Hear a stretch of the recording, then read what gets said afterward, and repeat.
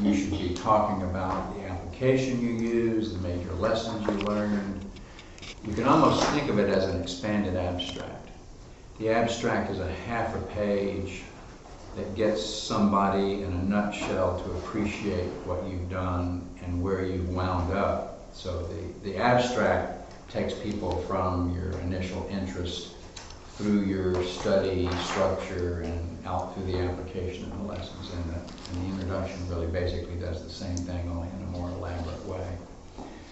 So what would some of the things be in there? I think one of the things would be your interest in the field.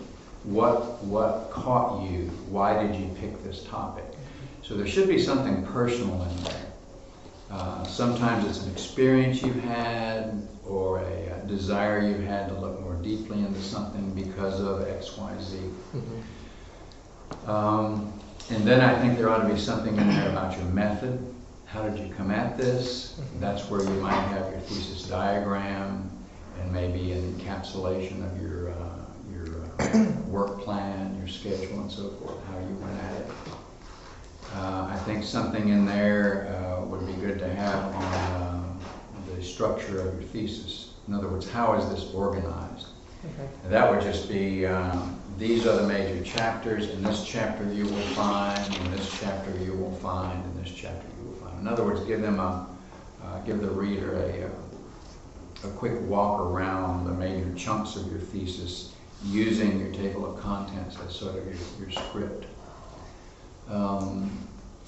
You might say something about your application. I chose to apply my findings to this kind of building on this kind of site because, and that's where you're making the case for the project relating to your thesis themes. And then let's call it a summary of your conclusions. The very end of your thesis, which is the conclusions, after you've done your application, is where you're going to elaborate on the lessons and the wisdom and the principles, your highest level reflection. So you can think of the conclusions as being summarized as the last piece of your introduction. So the introduction is really, it's just that. It's not just easing into the thing like a novel.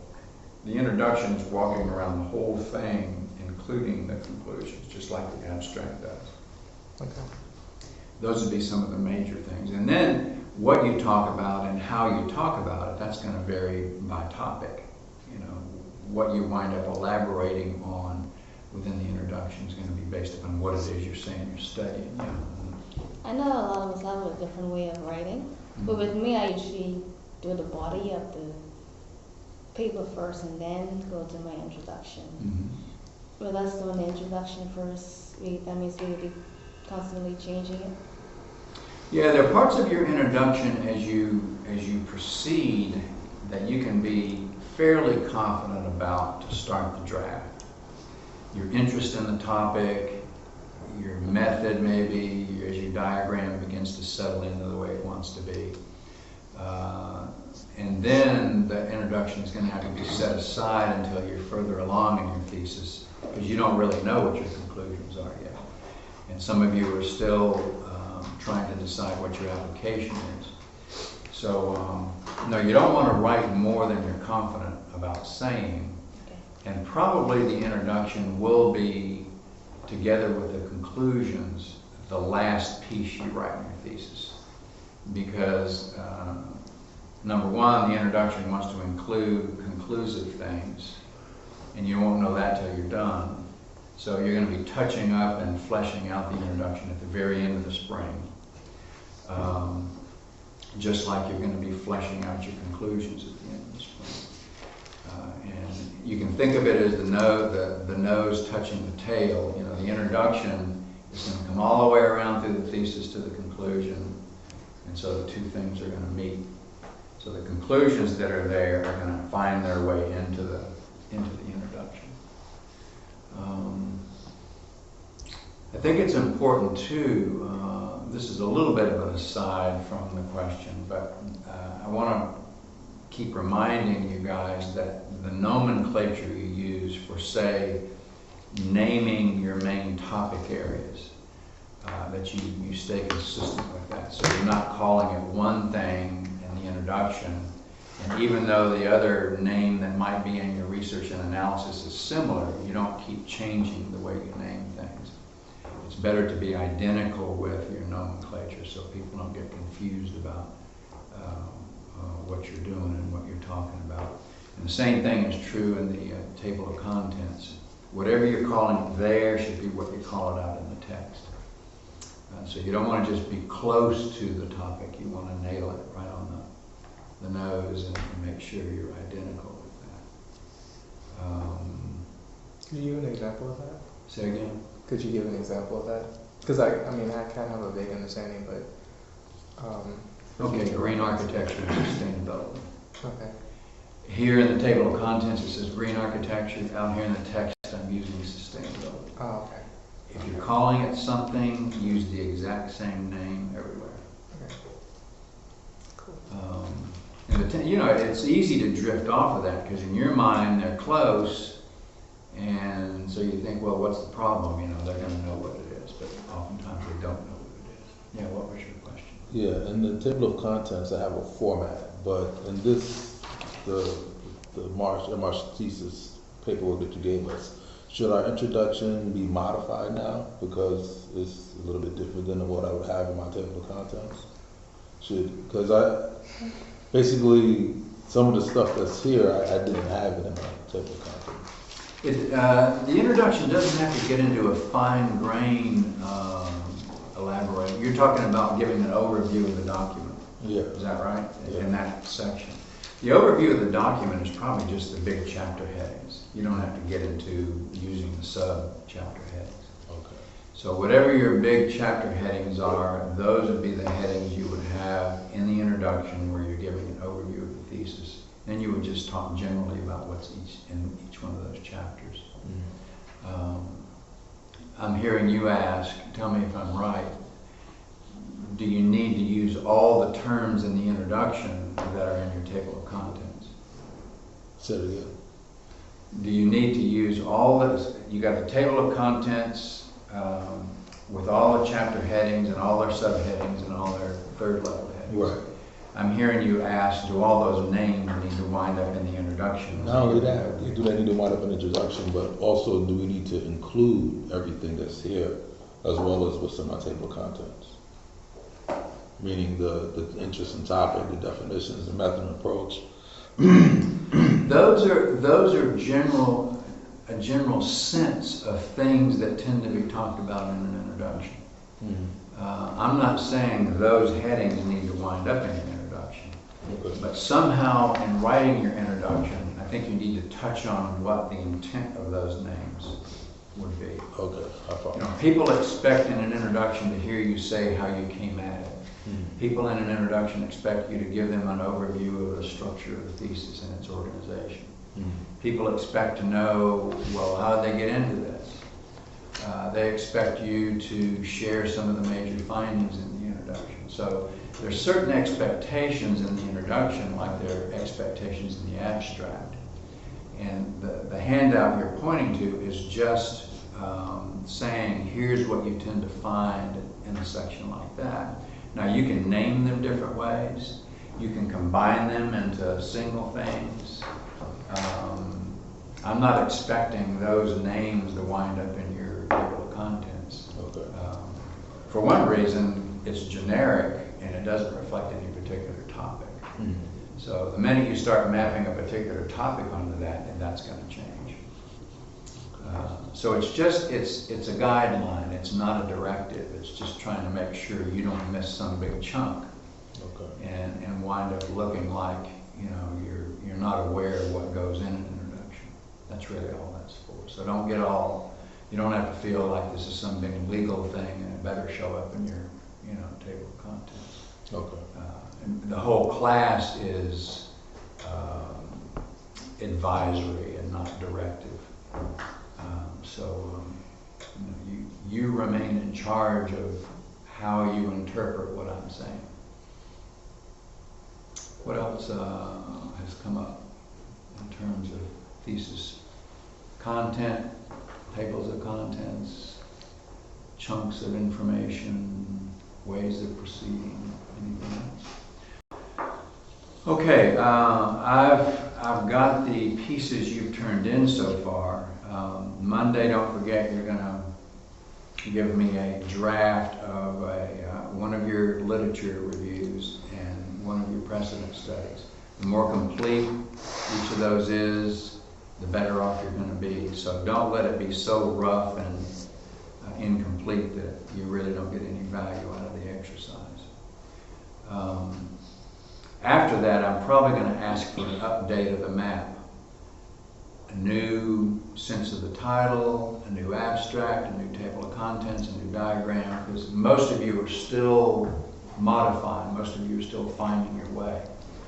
And so I'm probably going to ask for another one of those before long. Let me say a couple of things about this. I'll give them back to you at the end of class. You're going to see some comments in here, but they tend to be very general. And that's for several reasons. Number one, I don't want to come at these submissions at a grain that's so fine that it looks like I'm the main one critiquing your thesis. The most important thing is that as you get comfortable, you need to, I'm advising that you are suggesting that you share this with your chair, and it's your chair's commentary on this that's most important. Now let's just say, okay, I want more fine-grained input from me than this is providing. I'm meeting with several of you out of class, and none of you am I on any of the committees. And remember, you can talk with any faculty member you want. They don't have to be officially on your committee. So if you want a separate session where you'll get a more fine-grained read from me on this, I'm happy to do that. But by and large, with the normal process of you turning things in and me making comments, they're going to stay very general. They're not going to be fine-grained, and they're not going to be reacting in a super detailed way. They're just going to be general suggestions like, good start, consider simplifying this, or continue to expand your bibliography, or since you changed your topic, now you've got to get a whole new set of resources and stuff like that. Obviously, there's another level of detail at which these things can be discussed and critiqued that comes closer to how you're actually working and how you're actually living the process. That's what I'm saying needs to happen with your chair. And then I'm saying also, if you want separate sessions with me, I'm happy to set that up. But it won't be happening as part of this normal flow. So I'll give those back to you at the end of class. The other thing I want to pass around is the progress report schedule. You all drew a number and signed up for that, so hopefully you jotted your date down, but this will give you, you can stick this in your calendar as a reminder of when you're up. A couple of you asked me questions about that. You're in charge of how you use that 25 minutes. My sense is, number one, I'm calling it a progress report and not a slick, look how I've got it together report. I'm not expecting anything super flashy in terms of what you show up with. You go as far as you feel like you need to or want to in terms of what you come in with. You could come up here and do board work. You can do a couple of images of PowerPoint. You can hand out handouts. You're in charge of that. And basically what we're doing is giving you a date to push against, to wrap it a little tighter, knowing that you got to come in here and say some things. Maybe the most important thing that's going to happen is it's going to precipitate some additional clarity on your part, because you got to come in here and say some things. The other thing is that we all get to participate and share in how you're navigating thesis. The third thing is that you should leave at least half the time, maybe 2/3 of the time, for discussion and commentary. So you're getting some feedback from your fellow students and from me with respect to what we hear. A couple of years back when I did this course before, they were some of the richest sessions we had because we were getting into the substance of what you're actually living in the thesis process. And what got said and discussed and critiqued wound up being useful lessons really in many cases for everybody, not just for the person presenting. So, I don't have a template I want you to hit. I'm just keeping this general. I'm saying hopefully enough that you can be clear what it's about. And the tone of it is the same tone as the whole course. I'm trying to avoid make work formality. I'm trying to avoid products being required that are essentially diversions from the real thesis work. The course is trying to support you guys in quality thinking and making sure your thesis is a really good product, so that when you're done, you're proud of it and your end game goes well.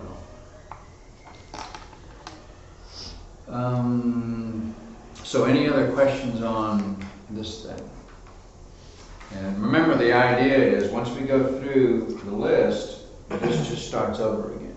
So we're not going to draw numbers again. Whoever's first up here will be first up there, and we'll just go through the process again. That'll be the general drift of things.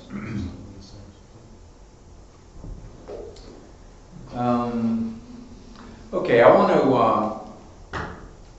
want to do another, I'll just call it another little aside talk today.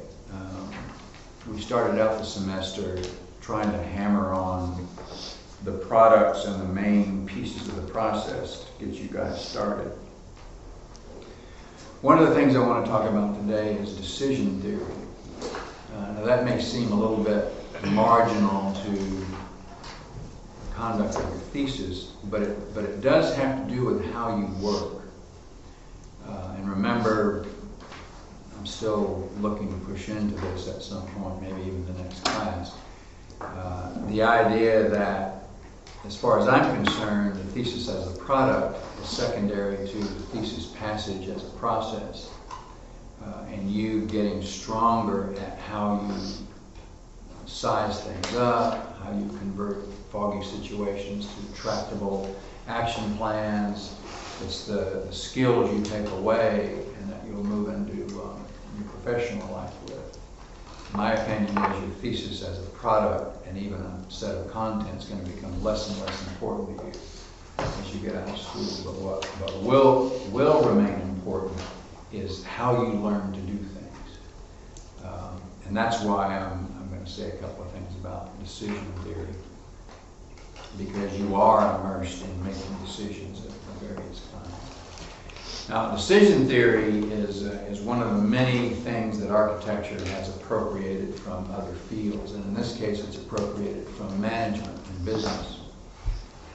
How business tends to size up the notion of making decisions. So in business they're looking at making decisions like, how many staff do I hire and where do I open my office and that kind of stuff. Those are decisions are of a different type. And the little piece of decision theory that I think is particularly applicable to architects is something that says something like this. Decision success is a function of the quality and the duration of informed attention. Now, it's always a little bit strange to convert an idea to something that looks like a math formula, but in this case, I think it's telling. I think it's a good way to look at what this means. So let's unpack it. Decision success. Anytime you make a choice, anytime we're at the place where we have to make a decision, obviously we have some sense for what success looks like, where we hope it to go, and the ways in which we want it to succeed. And so decision success just means when you make the choice, it turns out well. It turns out the way you wanted, and if you're lucky, it turns out even better than you envisioned, as opposed to turning out in a way that's non-productive or counterproductive or destructive or not helpful.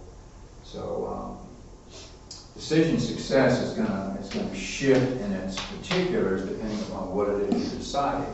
So if you're deciding how to design your thesis diagram, then that's the decision. If you're deciding how to structure your table of contents, or how to write your abstract, or the kinds of things that go into your introduction, those are all kinds of decisions.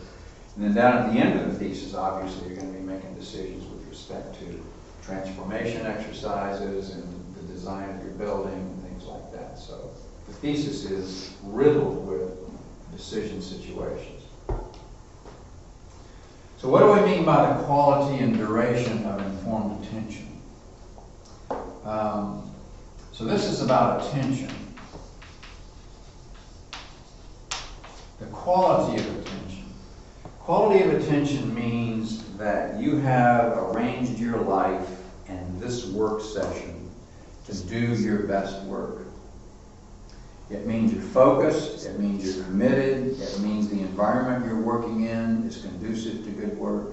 It means the time of day when you're doing it is when you do your best thinking. It means your attitude is positive with respect to the work. It means you're not distracted. It means you're not resentful. This is a piece of the thesis that the university makes me do, and I wish it wasn't here, and I can hardly wait to get this over with. That's a good formula for the erosion of this. So the quality of the attention. And you guys know when you're lost in your work. So this begins with the quality of your attention. Duration is just how long can you sustain it. This gets into work styles. Some people are best when they work over a sustained period of time in a non-interrupted way. Other people are good at short bursts and need breaks. Some people,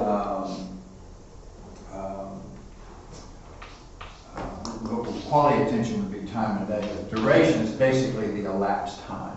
So if the quality is good and you put in enough time, then this winds up being positive in the formula.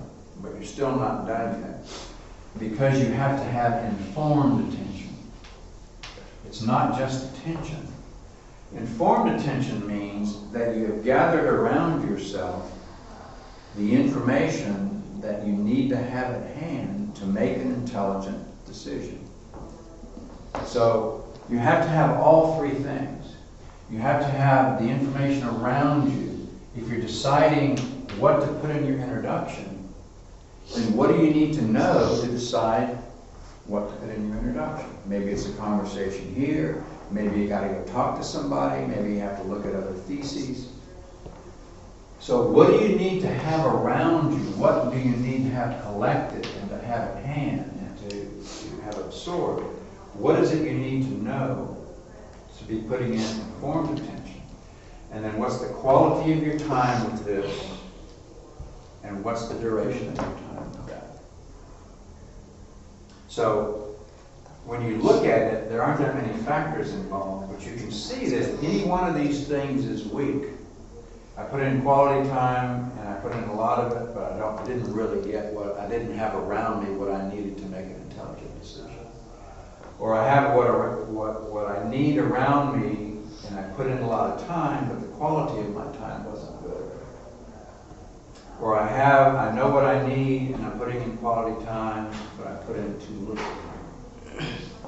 So this has to do with a way of working, and it has to do with situations, work situations within which you put yourself.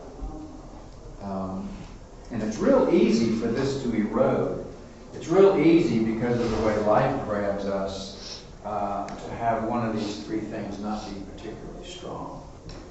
Maybe because you have an outside job or a big course load, or you're distracted by family stuff. Who knows what grip life has on you.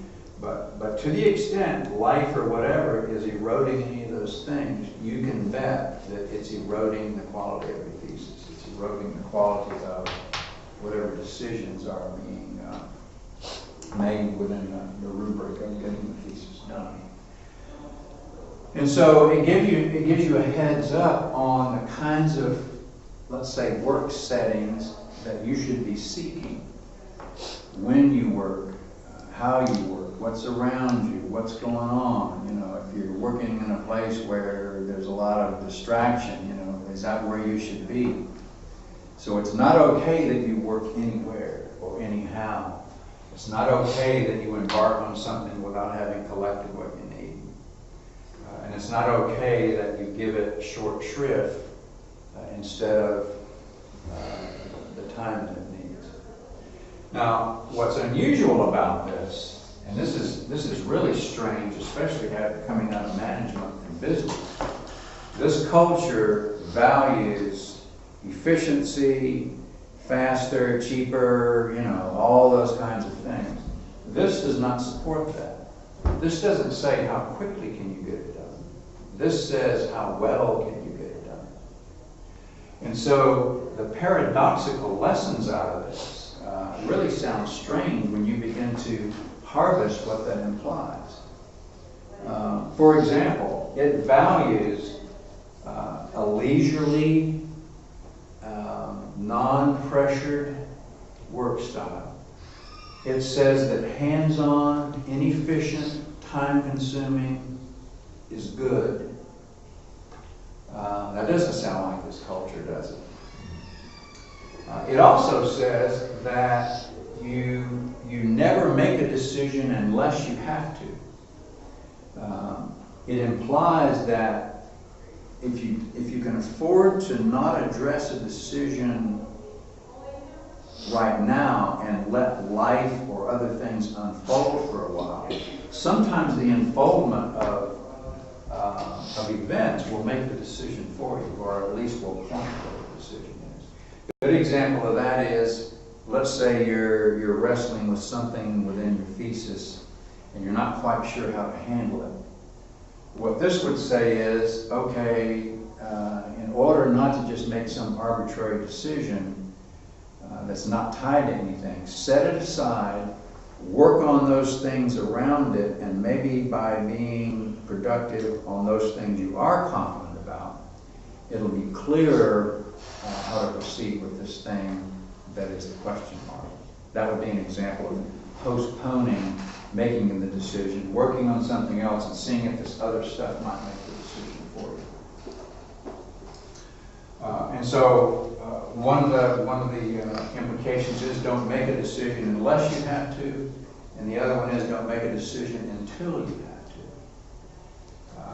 And what that's saying is you will accumulate more sense of how to make it. If you don't have to make it now, there will be things that are unfolding that might help you make it more intelligently if you can make it later. Now, pushing the other way, obviously, is we have deadlines, we have due dates, we have all that kind of stuff. So this is all within the framework of playing within university calendars and school calendars and all that. But these pieces of wisdom, or these pieces of suggested ways of working, are true within the framework, of the calendar framework within which we got to work.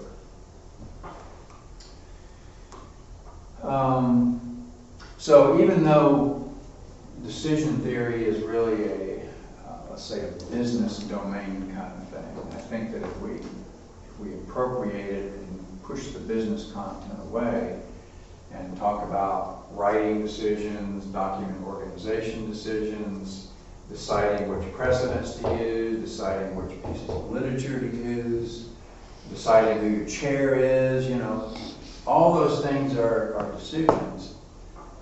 It's not hard to see that this little tidbit that we borrow from business theory is useful in architecture. And it doesn't just apply to the thesis. I think it applies to when you get out of school. So you can imagine some of you already work in offices. If you haven't, you'll find out soon enough that people are always at you to get it done faster. So the question is, can you manage your life in the office in such a way that you still try to honor this while not getting fired, you know, because somebody doesn't like the way you're coming at things. But this is what's governing this. Doesn't make any sense to be fast if you're not any good.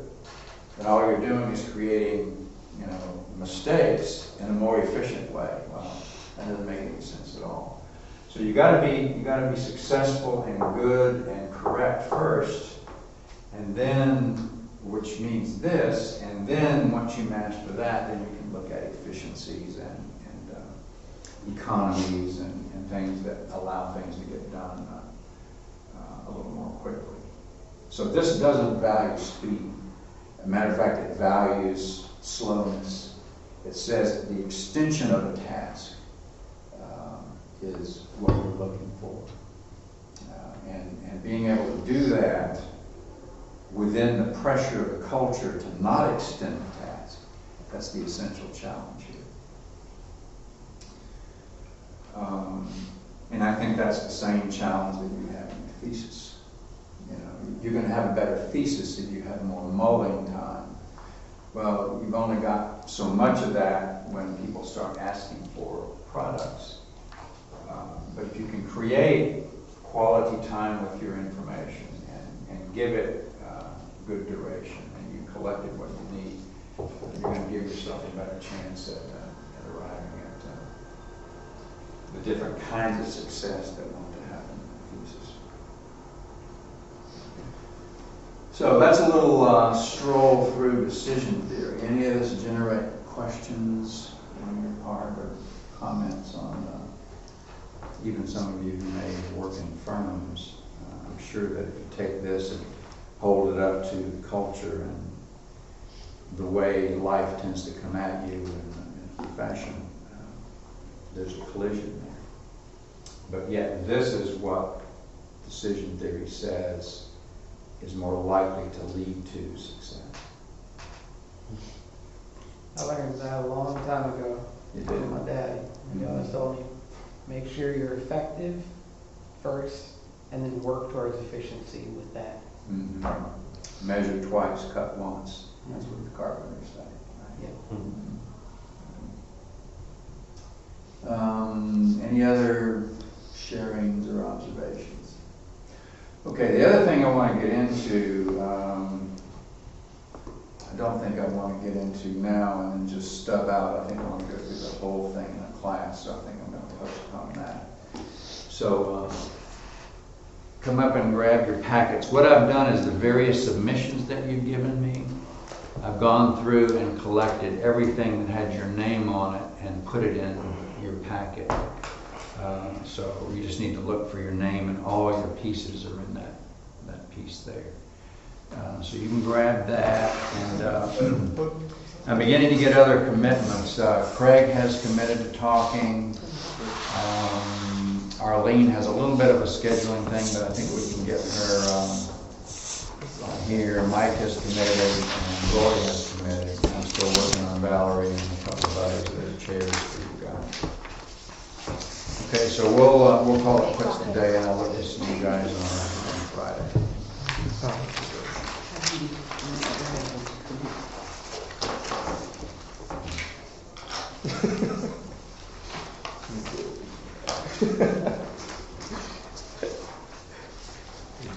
And as you guys may know, nobody in the school can read my writing, so if you need interpretation, get with me and I'll tell you what it means. But don't wait too long, because then I'm not going to be able to.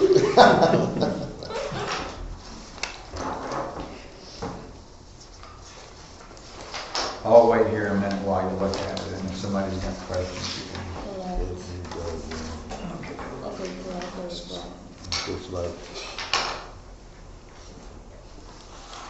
Oh, that was something we talked about. Look at project for public spaces, making cities livable, and since you're looking at activating something, William H. White, W-H-Y-T-E, wrote a book and did research on I already looked at it. social life of small public spaces. Okay. What is this? Application. These are What does it say? I think I the, understood it. It says You got something more abstract studies to warm up. I don't know what it is.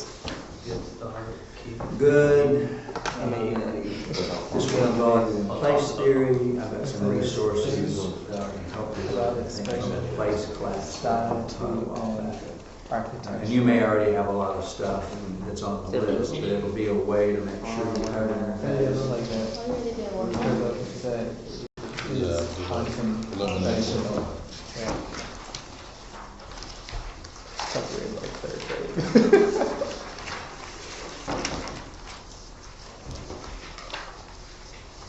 Anybody else need interpretation?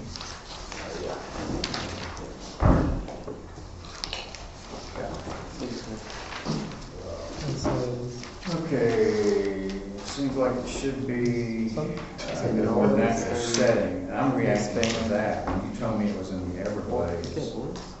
I don't know whether this is on the edge of the Everglades. Is it? I think that's a V or I. Yeah, all that big. Well, we're gonna be meeting apart from this. To me, this probably ought to be more in a natural setting because of what you're doing, rather than an urban setting. But I'll flip that around and say, if you want more of a challenge where this whole thing has a natural feel, and you want to put it in a more urban thing, that might be kind of. If you told me everything was a site, in terms of what you're doing, I would guess you're in the woods somewhere, or a swamp somewhere. That's what this is about. But you may say, yeah, that's what you'd expect. I want to see what happens when I put this place is built up. What happens when I have this whole natural flow that's not in the swamp? So I've got terrain things to do with. So just think about that time. You can tell Something me. frames to, wait, what? What else?